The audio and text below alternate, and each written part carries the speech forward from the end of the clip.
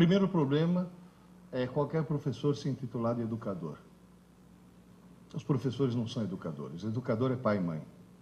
Tá certo? Educação é uma coisa que o cara recebe em casa e não na escola. Apesar de que hoje em dia no Brasil está se tentando terceirizar paternidade e maternidade. É o que acontece. Fora a pós-graduação da PUC, eu dou aula atualmente, faz tempo, no Anglo, cursinho. O que é um cursinho? Alguém sabe? Não. O cursinho é a evidência cabal de que o sistema educacional brasileiro não presta.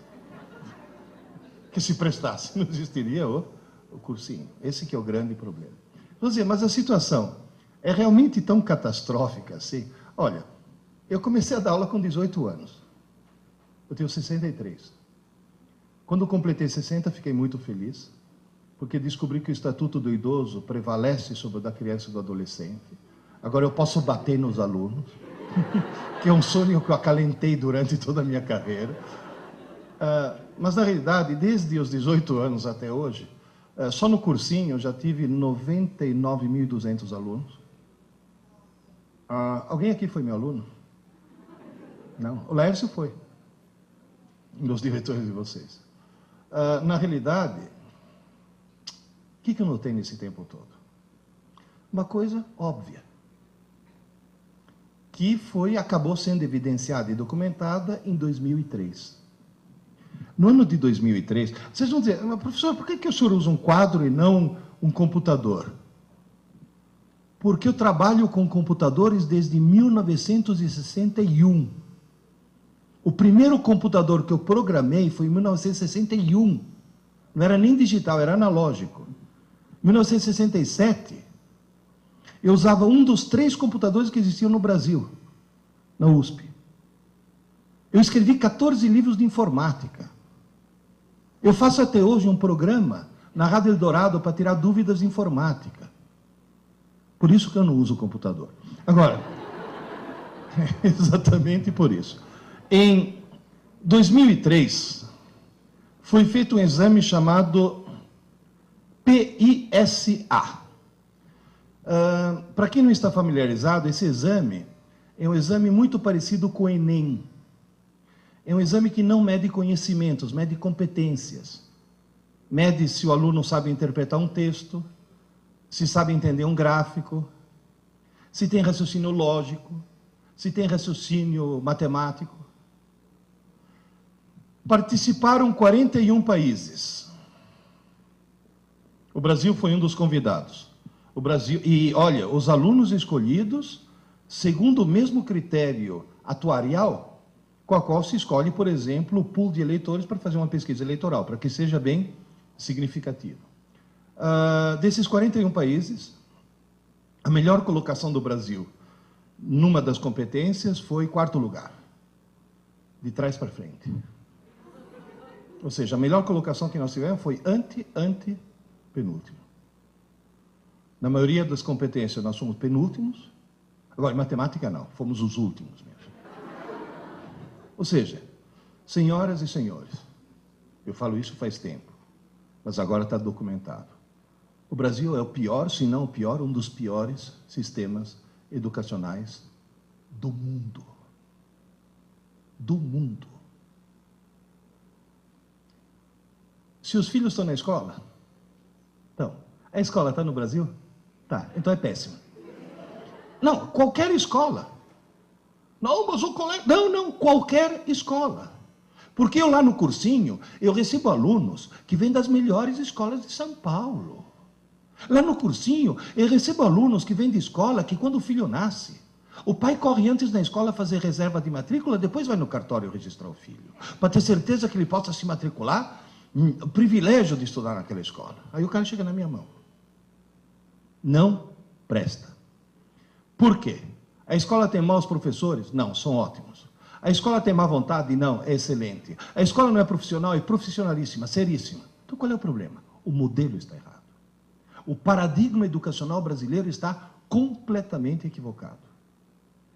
Só para vocês terem uma ideia, se você fizer um teste de QI e tentar determinar o número de pessoas que tem você arrumou canetas mais grossas, porque na televisão não aparecem as finas. Eu só queria ter certeza de uma coisa.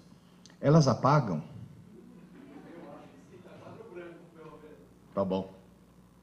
Deixa eu me reequipar aqui.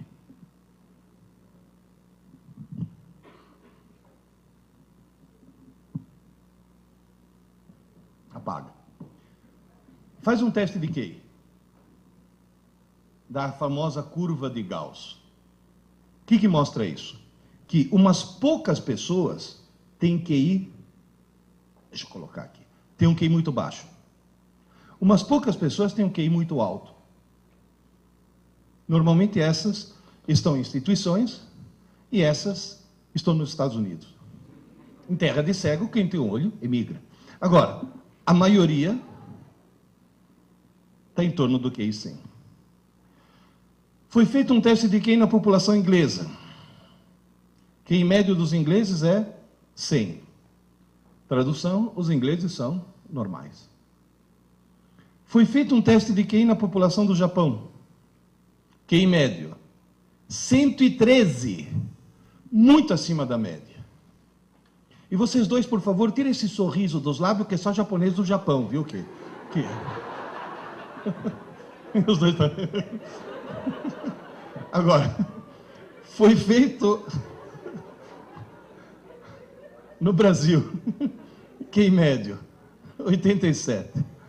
Tem gente que fala, é mania dos Niseis voltar para o Japão, que os 13 que faltam aqui são os 13 que sobram desse jeito. Na realidade, a situação está bem catastrófica. Muito bem, esses são os sintomas. Vamos fazer o diagnóstico agora? Quais são as causas? Uma só. Uma só. No Brasil, se estabeleceu uma cultura distorcida. Aluno brasileiro, seja do fundamental, do médio, da graduação, da pós-graduação, do MBA, aluno brasileiro estuda para a prova. Ele não estuda para aprender. Ele estuda para tirar nota. Esse é o único problema. Vou dizer, mas espera aí. Como é que um estudante consegue tirar uma boa nota se não aprendeu? Veja bem, a recíproca, se ele aprender, é claro que ele tem uma boa nota. Mas no Brasil as pessoas conseguem tirar boas notas sem aprender. Esse é o único problema. Como é que alguém consegue tirar uma boa nota sem aprender?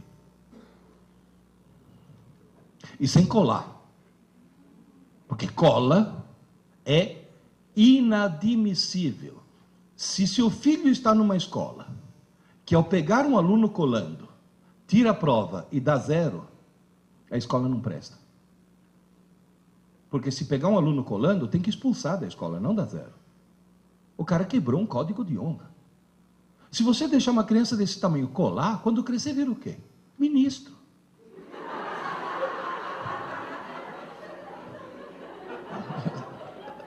Tá certo? Como é que alguém que não cola e não aprendeu consegue tirar nota? O que é decorar? Quando? Um aluno marcar uma prova para ele na quinta-feira. Quando é que um aluno normal começa a estudar? Não, na quarta não é normal. Na quarta é alguém que tem visão a longo prazo. É o chamado aluno lungimirante, o que planeja o futuro. Mãe, me acorda meia hora mais cedo. Vocês percebem o problema? Vocês entendem o problema? Agora, alguém poderia me dizer por que todo mundo, estou incluindo aí gente, desde os pequenos, desde a quinta série até pós-graduação, até doutorado. Eu falei quinta série, porque até a quarta série eles são seres humanos. É na quinta série que começa o problema. É na quinta série que um pai ou uma mãe... Porque, gente, o problema é cultural, o problema não é a escola que está errada, o problema não é a família que está errada, o problema não são os alunos que estão errados, o problema é que está todo mundo errado. É cultural. Na quinta série, eu já vi mãe falar, filho, desliga essa TV, menino vai estudar, você tem prova amanhã. Essa mãe acha que está ajudando o filho, essa mãe está cometendo um crime hediondo. Essa mulher devia ser presa sem direito à fiança. Essa desgraçada está arruinando a vida do filho. É? Vai estudar porque você tem prova amanhã. Por que as pessoas estudam mais em cima da hora possível? Não dá tempo de esquecer. Tira a nota. Tira. E depois? Esquece. Então estudou por quê? Se você pegar hoje um menino da 8ª série, vai, pega um menino da 8ª série, bom aluno, põe na 6ª série, para fazer prova da 6ª série. Vocês acham que ele vai se sair bem? Só em matemática. Porque matemática tem uma característica diferente das outras matérias. Mas o resto vai ser uma catástrofe. Nunca vocês passaram por situações do tipo, pai, quando você estava na escola, você aprendeu trigonometria? Claro, filho. Tu me ajuda aqui, que eu estou com um problema que não consigo resolver de jeito nenhum. E você ouve a frase, ah, filho, mas faz tanto tempo. Olha, querido, se faz tanto tempo, você não aprendeu trigonometria. Você teve aula. Você teve prova. Você até tirou nota na prova de trigonometria. Você não aprendeu. Porque aprender não é para o dia seguinte. Aprender é aprender para sempre. Está bem claro isso? Entenderam qual é o drama? Então, primeira tarefa que eu passo para todos vocês. Nunca mais deixe seus filhos estudar para a prova. Estou falando sério. E vocês mesmos, porque muitos de vocês ainda são estudantes, nunca mais estude para a prova. Imponha-se essa autodisciplina. Vocês estão notando que eu estou pedindo o quê? Quebra de paradigma. Porque na aula que eu dou de teoria geral dos sistemas, na pós-graduação, eu sempre falo, se você está perdendo o jogo, não mude os jogadores, mude as regras do jogo. Então nós temos que mudar as regras do jogo. Por que acontece no cérebro humano? Vocês me desculpem, mas como eu desenho mal, eu vou precisar de algumas linhas auxiliares. Façam de conta que isso daqui seja uma cabeça, vai. Vocês têm imaginação? Mais ou menos. Se você olhar... É mais ou menos. Eu sei que parece o Schumacher, mas tudo bem. Se você olhar dentro de um cérebro, você vai notar, basicamente, eu não vou entrar em muitos detalhes, mas você vai notar, basicamente, 3 estruturas. Vamos ver se isso daqui escreve mais grosso. Número 1, número 2 e número 3. Número 1, cerebelo. Número 2, sistema límbico. Número 3, córtex. Em qualquer uma dessas estruturas, se você quiser... Obrigado. Tem um cara escondido aqui atrás.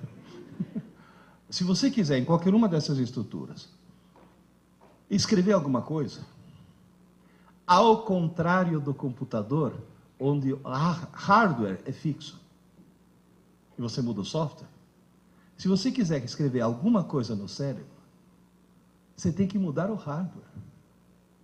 Escrever no cérebro é reconfigurar redes neurais. É desligar alguns neurônios, ligar outros, mudar a força de conexão de sinapses, é mudar o circuito. Aqui, escrever é muito difícil. Mas depois que você escreveu, você não apaga nunca mais. Você sabe andar de bicicleta? Sabe? Você já tirou as rodinhas? Já passou da fase? Faz pouco tempo. Para aprender a andar de bicicleta, você levou alguns tombos? Porque foi difícil, né? Agora, você fica 30 anos sem subir numa bicicleta. Você sobe, o que acontece? Você sai pedalando. Foi muito difícil escrever. Mas agora é impossível apagar. A região número 2, chamada sistema límbico, é um lugar onde é muito fácil escrever. E é mais fácil ainda apagar. Você escreve, apaga. Escreve, apaga. Escreve, apaga. Seria equivalente num computador à memória RAM. É um rascunho. É uma memória extremamente pequena e extremamente provisória. Tão provisória que você é capaz de esquecer coisas que colocou lá 2 minutos antes. Já aconteceu com algum de vocês de estar sentado na sala, levantar e ir até a cozinha, parar no meio da cozinha e ficar feito um idiota se perguntando: o que eu vim fazer aqui, meu Deus do céu? E uma coisa que você colocou 2 minutos antes. E o que você tem que fazer para lembrar? Voltar e ficar na mesma posição. Quer dizer, você fala: eu tenho sérios problemas mentais, né? Ou seja, tem mesmo. Ou seja, dentro de cada um de nós mora um idiota. Que é o primeiro que acorda de manhã cedo. Repara que de manhã cedo você faz um monte de bobagem. Quando o cara acorda, que você fala, tá sonado, não é que o idiota está no controle. Então você vê cara calçar 2 meias no mesmo pé. Eu já vi cara atender o telefone no controle remoto da TV. Bom, de manhã cedo eu já escovei os dentes com hipoglós. Tem alguns aqui que estão rindo porque já escovaram os dentes com creme de barbear, aquele que vem bisnaga, né? Então, na realidade, você faz muita bobagem, por quê? Porque dentro de cada um de nós mora um idiota. Agora, qual é a boa notícia? No córtex, que seria essa região número 3, não é nem fácil nem difícil escrever, é esquisito. É muito esquisito. Por quê? Porque para escrever alguma coisa aqui no córtex, você tem que pegar algumas redes neurais, você tem que desconectar algumas coisas e criar outras. Você tem que mudar o circuito do cérebro. E você não consegue fazer isso enquanto o cérebro estiver funcionando. Seria como tentar trocar o pneu de um carro com o carro em movimento, ou tentar trocar as velas do motor com o motor funcionando. Mas tem uma vantagem. Isso daqui equivale a um HD. Ou seja, é uma memória enorme e permanente. Só para vocês terem uma ideia, já que o mundo é da informática, um córtex humano equivale aproximadamente a uma rede de 5.000 computadores. Em primeiro lugar, parabéns para o engenheiro, que colocar 5.000 computadores num 1,5 litro, isso sim que é nanotecnologia. Em segundo lugar, sabe o que quer dizer isso? Que todo mundo, no fundo, é um gênio. Alguns bem no fundo, mas todo mundo é um gênio. Se alguém estudar 10 horas por dia, 10 horas por dia, todos os dias da semana, todas as semanas do ano e todos os anos de sua vida, a pessoa consegue esgotar a capacidade de armazenamento e processamento de seu córtex em aproximadamente 4 séculos. Está certo que a expectativa de vida aumentou, mas eu estou falando em 4 séculos. No máximo, quanto que alguém vai viver? 1. Eu pretendo morrer aos 96 anos, baleado por um marido ciumento. É o meu projeto de vida. Agora, 4 séculos significa o quê? Que todos nós vamos morrer com pelo menos 3/4 da inteligência que ele nos deu ainda a ser desenvolvida. Agora, esse maravilhoso computador tem um defeito. Não tem manual de instruções. E as pessoas usam muito mal. Quer ver? A hora que você vai fazer uma prova e estuda o mais em cima da hora possível, você está colocando as informações do idiota ou no gênio? No idiota. Você vê aluno entrar na sala de aula para fazer prova, o cara entra assim, sem chacoalhar a cabeça. Se você chamar o cara e falar: ô Zé, que foi? Pronto, agora embaralhou tudo, agora eu vou ter que estudar de novo. E o pior de tudo é que o desgraçado tira a nota. E depois esquece tudo. Vamos dizer, senhor, qual é a chave? Como é que se conserta esse processo? É a coisa mais simples do mundo. A coisa mais simples do mundo. É levar em conta. Fato número 1.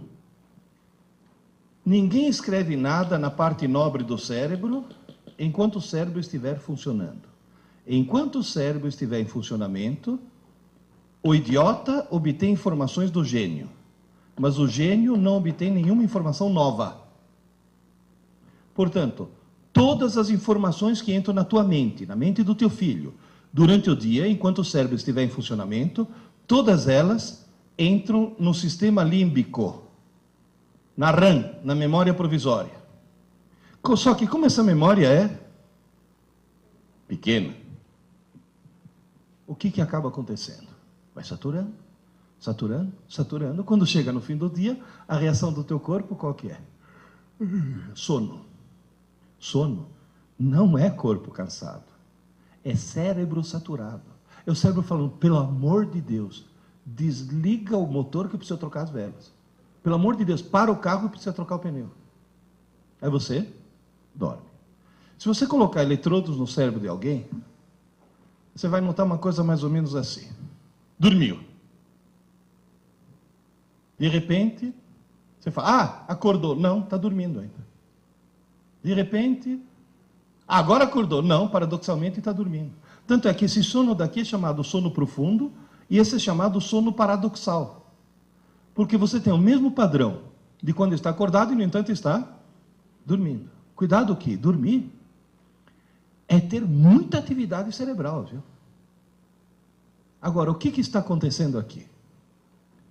Parou o carro, trocou o pneu. Parou o motor, trocou as velas.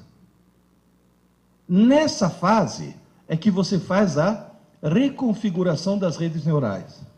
E essa fase é aquilo que vulgarmente você chama de sonho. À noite, você não dorme para descansar. Descansar, vocês estão descansando agora, estão sentados. À noite, você dorme para sonhar. É fundamental. E você sonha para resetar o cérebro. Porque enquanto você está sonhando, é o momento no qual você está desentupindo a tua RAM. Quem já passou uma noite em claro sabe muito bem que no dia seguinte acorda meio abobado. 2 ou 3 noites em claro produzem o quê? Alucinações. O que é alucinação? É sonhar de olhos abertos. Tamanha necessidade do cérebro de sonhar. O pessoal de direitos humanos que está criticando os americanos lá em Guantánamo foram visitar, os presos estão intactos. Ninguém tocou neles e eles sofreram o pior tipo de tortura que alguém pode ter. Privação do sono. Mas o que faz falta no sono não é o sono em si, é o sonho. Você sabe que falta de sonho pode enlouquecer. Pode provocar danos permanentes. E durante esse processo, o que acontece? Você vai dizer, e o conteúdo do que estava aqui? Uma parte vai para o lixo. E não é como no Windows, que antes pergunta, você tem certeza? É direto. E o ponto-chave é esse. Se durante o dia foram abertas algumas portas, cuidado, não foi escrito nada, mas foram abertas as portas. Alguma coisa vem aqui, e isso você não esquece nunca mais.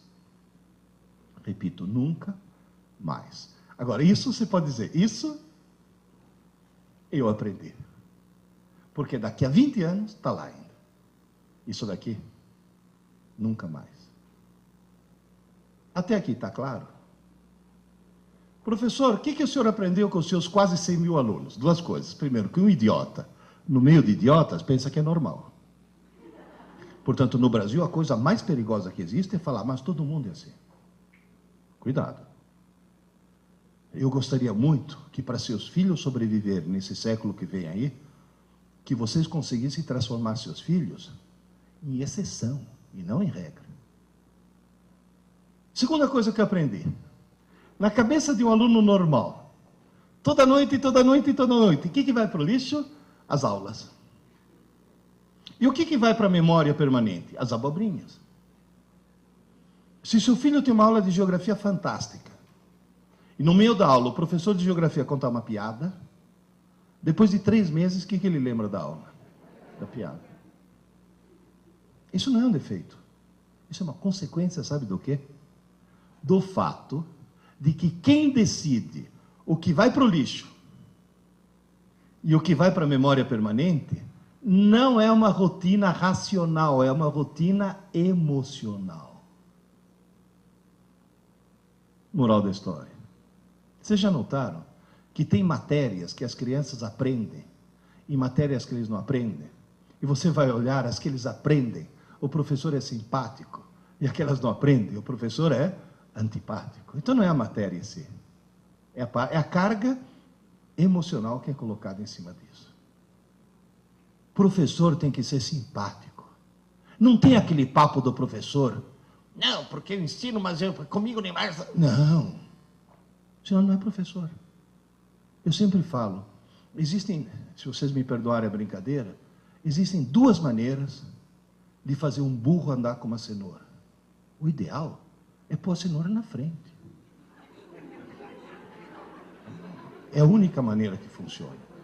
Agora, na realidade, como é que eu faço para que, em vez das aulas irem para o lixo, as aulas vão para a memória permanente? Eu não descobri nada. Quem descobriu isso sem querer, repito, sem querer, foram 4 engenheiros.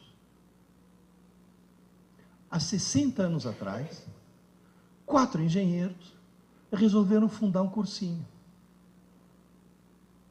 4 engenheiros. Não tinha nenhuma pedagoga no processo. Ao montar o cursinho, se defrontaram de cara com um problema. A primeira aula é em março, o vestibular é em dezembro. Se aquela aula que foi dada em março for parar no lixo, não é em dezembro que o cara vai recuperar. Agora, qual é a principal característica de um engenheiro? Tem algum engenheiro presente aqui? Você é engenheiro. O engenheiro é alguém que recebe um treinamento para quê? Para resolver problemas. Todo problema de engenharia é um problema. Agora, o que o engenheiro faz para resolver o problema? Determina quais são os parâmetros do problema. Como é que o engenheiro conta história para o filhinho dormir? Sejam 3 porquinhos, P1, P2 e P3, e um lobo mau, L índice M. Ou seja, ele determina antes os parâmetros. Esses caras diagnosticaram o problema. Falou, e agora, como é que eu faço? Se toda noite o que foi dado durante o dia é desmanchado durante a noite. E cuidado, hein? Gente, estou falando em ritmo circadiano. Isso é um processo que acontece toda noite. E à noite, o teu cérebro e o teu corpo é vampiro, vira uma outra coisa. E funciona. Deixa eu ver a quantidade de cabelos brancos que tem por aqui. Tem alguém aqui que toma Lipitor? É um remédio contra o colesterol alto. Sabe qual é a primeira recomendação dessas estatinas todas? Tome à noite. Porque se você tomar de manhã, não serve para nada. É só o metabolismo noturno que faz com que aquilo tenha algum efeito. O que esses engenheiros descobriram? Um slogan de 4 palavras. 4. Eu tomei a liberdade, depois de entender o porquê, de acrescentar a 5ª. Aula dada é aula estudada hoje. Aula dada, aula estudada hoje. Tão simples. Estudar pouco, mas todo dia. Pouco. Pouco. Porque esse pouco, o que é? A matéria de uma manhã. Mas todo dia. Aula dada, aula estudada hoje. Os meus alunos no cursinho estudam todo dia. Os coitados não estudam pouco, porque descobriram que jogaram na lata do lixo pelo menos 7 anos de escola, e agora em 10 meses vão ter que estudar muito. Mas se seu filho está numa escola regular, é só criar nele o hábito de estudar todo dia. Se seu filho assiste aula de manhã, ele estuda à tarde. Se seu filho assiste aula à tarde, tem que estudar à noite. E não na manhã seguinte. Antes que se passe uma noite de sono. E se algum de vocês assiste aula à noite, vai ter que dormir 40 minutos mais tarde. Senão você está jogando as aulas na lata do lixo. Porque quem está falando é alguém que fez todo o curso de física na USP à noite, porque de dia eu tinha mulher e filha para sustentar. E eu estudava à noite. Aliás, eu assistia a aula à noite. Depois ia para casa estudar. Falei, onde vou arrumar 40 minutos? Desligue a TV. Quebre a TV. A hora que você quebra a TV, teu dia passa a ter 30 horas. É o maior ladrão de tempo que existe. Não, mas mesmo assim, leva o livro para o banheiro. Mas você vai ter que dormir mais tarde. Agora, cuidado, hein? Antes que se passe uma noite de sono, ou antes que se passe um longo período de sono. Porque se seu filho assiste a aula de manhã, almoça e dorme 15 minutos, esses 15 minutos são renovadores. Agora, tem jovens aí que chegam em casa, almoça, dorme que nem um porco a tarde inteira, acorda todo embaçado, que parece que tem algodão no cérebro. As aulas já foram parar no lixo. E o pior de tudo é que não acorda porque está na hora. Acorda, porque senão vai perder rebelde, malhação. Ou seja, além de querer virar um idiota, quer virar mau caráter. Oh, cuidado, hein? Cuidado, cuidado. Porque eles veem aqueles adolescentes, acham que são estudantes, não percebem que são atores. Aí eles pegam esse modelo como um modelo de escola. Vocês não sabem o que professor de colégio sofre. Nós, no cursinho, nós estamos no paraíso. Eu dou aula para salas de 200 alunos. Hoje de manhã, antes de vir para cá, eu já dei aula para 600 alunos. Dei 3 aulas com 200 alunos cada uma. 200 anjos. Agora, no colégio, na escola, tomando rebeldes como modelo, é horrível. Há alguns anos eu cometi a besteira de dar aula no colégio. Um colega meu, que foi nomeado diretor de uma escola, falou, Pierre, o ano que vem, escola nova, você vai dar aula. Eu falei, não tenho tempo. Não, mas o colégio... Não tenho tempo, pô. Pô, Pierre, um ano só, para dar o pontapé inicial. Eu falei, não tenho tempo. Uma manhã por semana. Eu falei, não tenho tempo. Pô, eu já tinha falado com o diretor da escola, com o dono. A gente reservou para você uma manhã por semana, $3.000 por mês. Eu falei, quarta-feira. Como me arrependo. No meio de uma aula, ter que parar uma aula e falar, vocês duas aí, dá para parar, por favor? Sabe o que eu escutei? Ai, professor, a gente estava só conversando. Falei, como só conversando, sua deficiente mental? Sua imbecil crônica, sua cretina patenteada. Quem falou que durante uma aula você pode conversar? Ai, professor, o senhor está estressado. Eu dando uma aula, todo mundo prestando atenção, quando eu viro, está uma menina assim. Falei, filha, se liga, vai, presta atenção. Ai, professor, hoje não dá, estou na fossa. Falei, você está o quê? Ai, professor, estou na fossa, meu namorado me largou. Falei, fez bem. Fez bem porque se teu namorado não tivesse te largado, você correu o risco de casar com ele, ter filhos e propagar o gene da estupidez gerações afora. Alguém que assiste ela assim não pode se reproduzir. Você vai poluir o pool genético da humanidade. Não sabe o que é isso? Rebelde, malhação. Há alguns anos atrás, acho que uns 3 anos atrás, o coordenador do Angus chegou para mim e falou, Pierre, você se importaria se a Rede Globo interrompesse tua aula 8 minutos? Que a Rede Globo é assim, 8 minutos. Eu falei, não, tudo bem. Porque era 15 de outubro, que é o dia do professor, eles queriam homenagear um professor. Então entraram na minha sala. No meio da aula, luzes, câmera, ação. Entra toda a parafernália da Globo, a Ana Maria Braga, e no monitor veio o Louro José. Inteligentíssimo, o Louro José.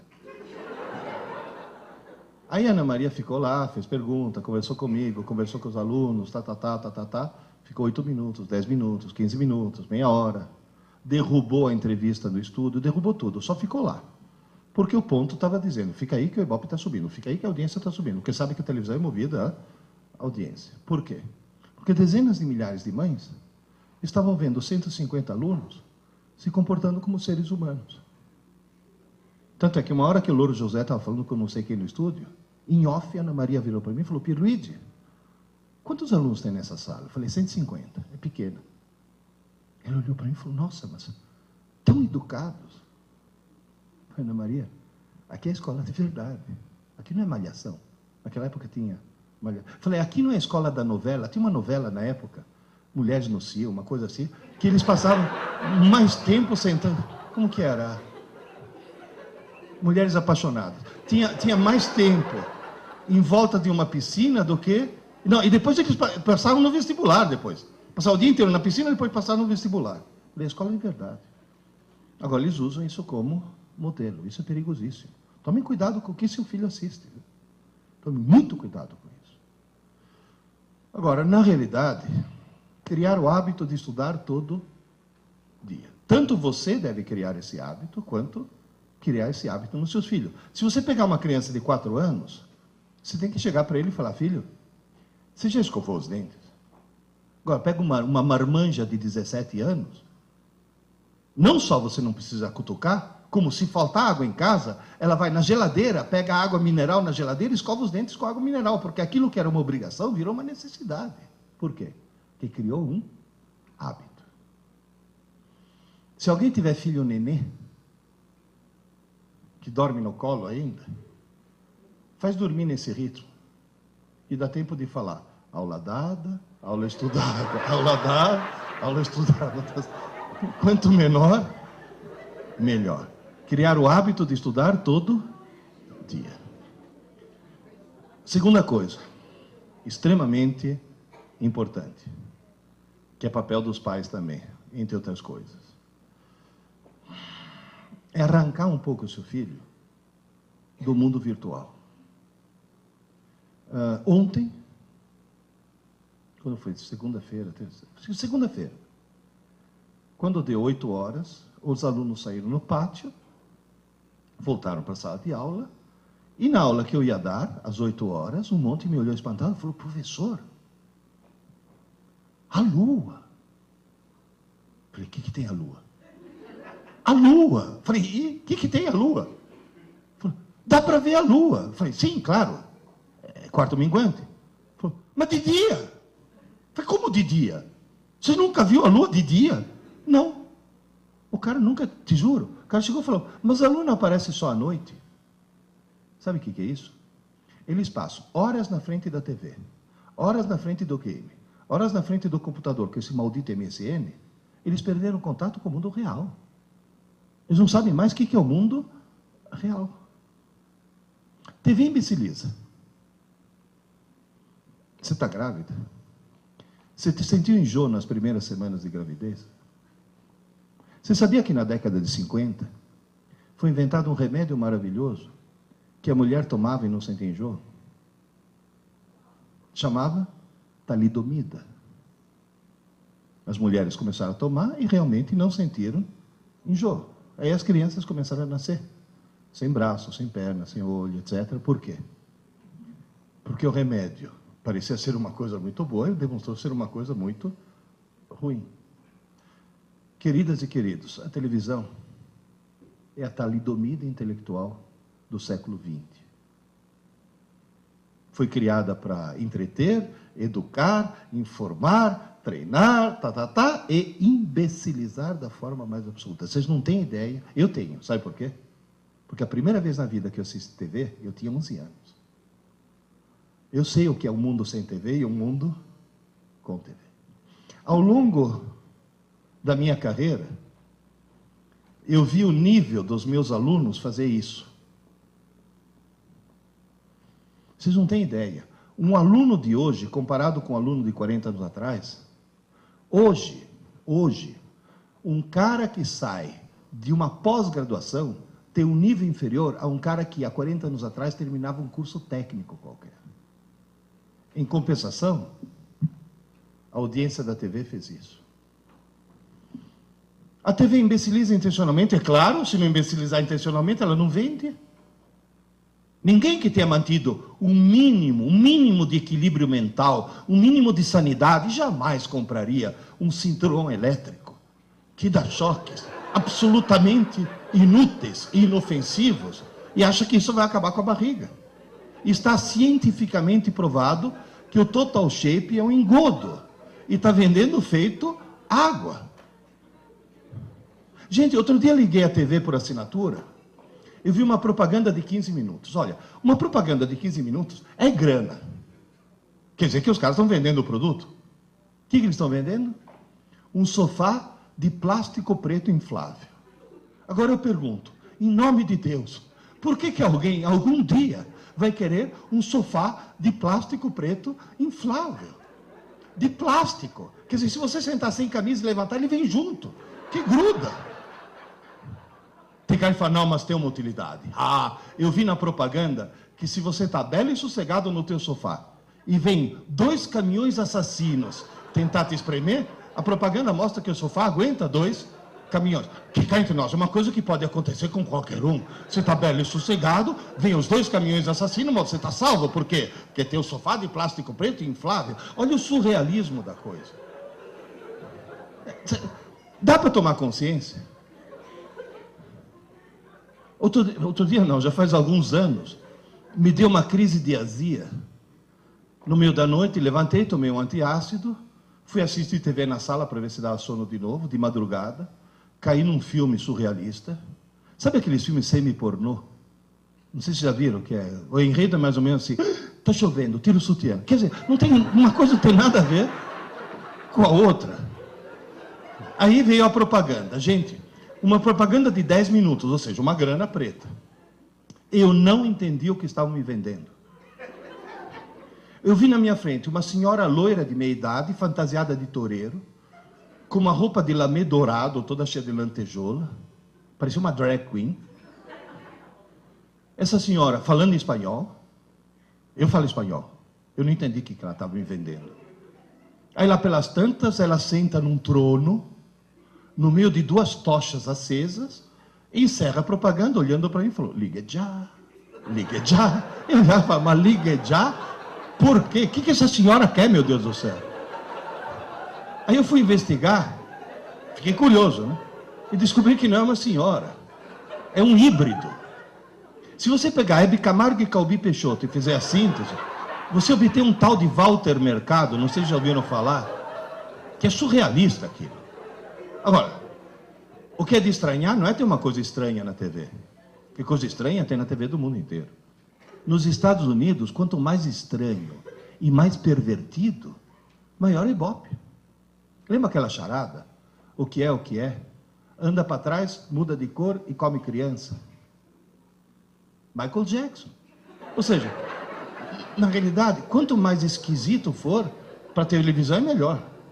Agora, sabe o que é de estranhar? Esse tal de Walter Mercado, que já esteve no Brasil, depois foi para a Colômbia, Venezuela, Argentina, agora está na Espanha.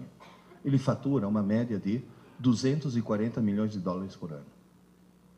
O que preocupa é que quando me fala liga já, as pessoas... Ué, o ano passado, a Rede Globo não conseguiu fazer com que 32 milhões de trouxas, pagando, ligassem para o paredão do Big Brother. Então me diz, a televisão imbeciliza ou não? Tem uma coisa que imbeciliza mais, game. Game. Vocês já entraram numa LAN house? Você já viu o que eles jogam? É assassinato. É assassinato o tempo todo. De repente um não, em vez de estar assassinando alguém, está de carrinho, você fala, bom, esse pelo menos está aprendendo a dirigir, que nada, está atropelando velhinhas. E se a velhinha tiver carrinho de nenê, tem um bônus. Ou seja, na realidade é a violência eletrônica. Professor, tem alguma coisa que imbeciliza mais o jovem, além da TV e do videogame? Tem. Computador mal usado. O famoso MSN. Eu sempre achei que MSN fosse, em primeiro lugar, perda de tempo. O cara está fazendo uma pesquisa, que é uma coisa ótima se fazer na TV. Ah, cuidado, hein, com uma coisa. Na TV não, no computador. Cuidado com uma coisa. Nunca deixe seu filho entregar um trabalho na escola impresso, hein? Sempre manuscrito. Porque eles entregam na base de Ctrl-V, Ctrl-C, né? Copia, cola, enfim. Ele está fazendo uma pesquisa, de repente, MSN, blim, blim. Você sabe quem ficou com quem na balada de sexta-noite? Aí pronto, perdeu. Segundo problema, ortografia. Eles não sabem mais escrever. Em vez de escrever você também não, o cara escreve você também não. Não, e ele escreve você também não na redação da escola. Esse que é o problema. Mas aí tem um problema mais grave, muito mais grave. Um psiquiatra inglês do King's College de Londres, que é uma instituição médica respeitadíssima no mundo, lidou com 100 mil jovens, fez teste em 100 mil jovens e descobriu o quê? Que fumar maconha abaixa o QI. E a gente sabe por quê. A maconha queima sinapses, portanto ela queima a possibilidade de criar novos circuitos. Fumar maconha abaixa o QI. Usar MSN abaixa o dobro. O rebaixamento de QI que os jovens estão tendo, pelo fato de se comunicar compulsivamente na internet, abaixa o QI o dobro do que se fumasse maconha. Agora, por favor, tome consciência disso. Vocês não têm ideia. E vocês mesmos na empresa, quer falar alguma coisa para o teu colega? Levanta e vai até a mesa dele. Volta a se comunicar pessoalmente, em vez de mandar os recadinhos. Eu já vi cara em cybercafé, o cara sentado aqui, o amigo dele, 3 computadores para lá, os dois batendo papo pelo MSN, meu Deus do céu. Levanta, vai tomar um café junto. Eu já vi mãe, que em casa tem o wireless, chamar o filho para jantar pelo MSN. Gente, está faltando contato humano. Isso está imbecilizando. Seus filhos estão se transformando em autistas cibernéticos. É um problema seríssimo. Então, cuidado, fiscalizem isso. Há mais ou menos uns 4 anos atrás, eu fui fazer uma palestra em Barra do Piraí. Uma das mães falou: professor, me empresta o microfone. Ela pegou, virou para as outras mães, falou: como todas vocês sabem, meu marido é uma besta. Ih, meu Deus do céu, sabe quando você acha que... Bom, agora começa lavagem... Não, descobri depois que é uma forma carinhosa com a qual as mulheres tratam os maridos lá em Barra do Piraí. É uma lógica diferente. Mulher e homem, não é que um tem uma lógica melhor que o outro. A lógica são 2 sistemas operacionais distintos. É Linux e Windows. Alguém que chega para você e fala: se você não sabe porque estou brava com você, não sou eu que vou dizer. É outra lógica. Não, espera, você está rindo? Os homens ficam perplexos. As mulheres falam: não, é claro, ele tem que ser sensível. Quer dizer, é um outro processo mental. Mulher é alguém capaz de ficar 20 anos tentando te mudar. Quando consegue, fala: você não é mais o mesmo. O que você quer, meu Deus? É uma outra lógica, é um outro processo mental. Aí ela chegou e falou: como você sabe, meu marido é uma besta que comprou uma casa nova numa pirambeira que não pega TV. Aí ele está construindo uma torre de treliça para colocar a antena em cima. E por mais que ele esteja subindo, continua não pegando. Ele falou: daqui a pouco vai chegar o anjo exterminador, porque vai achar que é Babel 2, a missão, quer dizer... Ele falou: faz 4 meses que nós estamos sem TV em casa. Ele falou: o rendimento dos meus filhos na escola melhorou horrores. Meu marido me redescobriu. Eu redescobri meus filhos. E na hora do jantar, nós voltamos a ser uma família. Eu vou dinamitar a torre. Então perceba o quê? Que quando tirou o monstro, é que percebeu o quanto o monstro fazia. Não estou dizendo quebre a TV, mas pelo amor de Deus, reduza. Porque você tem TV na sala, tem TV na tábua de passar roupa, tem TV na cozinha, tem TV no banheiro, tem TV na área, ligadas algumas 24 horas por dia. Porque quando a Rede Globo não transmitia overnight, aquele tsh de madrugada tinha 10 pontos de audiência. O que mostra que a TV estava ligada 24 horas por dia. Então, por favor, cuidado. Professor, tem mais algum dever de casa para fazer com meu filho? Só mais 2. Bom, um qualquer que eu passei para vocês. Criar o hábito de estudar todo dia. Todo dia menos um dia, a véspera da prova. Que é exatamente o modelo oposto ao modelo atual. A outra tarefa, tente reduzir o mundo virtual dele. A outra tarefa que eu vou passar agora, tenham coragem de remar contra a correnteza. Porque a correnteza está arrastando todo mundo para um lado. E ele só vai se safar se for para o outro. Ai, mãe, você sem noção, todas as mães das minhas amigas deixam. Então você tem a coragem de dizer, sim, mas elas são as mães das tuas amigas. Eu que sou tua mãe, eu imponho isso. Tenham coragem disso. E por favor, lembre-se de uma coisa. Se você remar contra a correnteza, e a escola remar contra a correnteza, ele vai se safar. Agora, se só um dos dois remar, ou pior ainda, a escola rema para um lado ou você rema para o outro, esquece. Não tem salvação. E remar para o mesmo lado significa o quê? Torne-se cúmplice da escola do seu filho. Não parceiro, cúmplice. Nós podemos ir até que horas, para não segurá-los muito? 1h10. Tem mais uma tarefa para passar. Última tarefa. O grande problema da TV qual foi? Entre outras coisas. É muito mais fácil ligar a TV do que abrir um livro.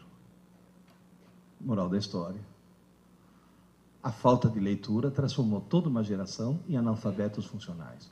Hoje, meus alunos no cursinho sabem transformar letras em sons, mas não em ideias.